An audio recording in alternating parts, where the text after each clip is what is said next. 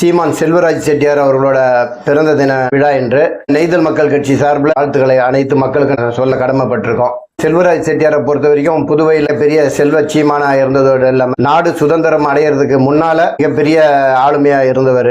குறிப்பா பாத்தீங்கன்னா துறைமுகம் சார்ந்த தொழில்கள்ல மிகப்பெரிய ஆளுமைகளா செயல்பட்டவர். இவர் சுதந்திரத்துக்கு முன்னால கல்விக்காக அதிகப்படியான உதவிகளை, கல்விக்காக ஏகப்பட்ட பணிகளை செஞ்சதை நம்ம இந்த நேரத்தில் நினைவு கூறுகிறோம். புதுச்சேரியை பொறுத்த வரைக்கும் செல்வராஜ் செட்டியார் அவங்களோட சொத்துக்கள் என்றது இன்னைக்கு கணக்கு வழக்கு இல்லாம ஒரு முறைப்படுத்தப்படாம இன்னைக்கு அரசோட கையிலையும் அரசியல்வாதிகள் கையிலையும் இருக்கு.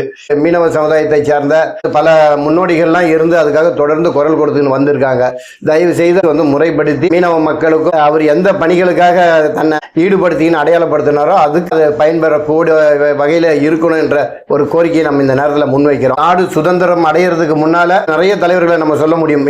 நாடு பேசக்கூடிய அளவுக்கு ஒரு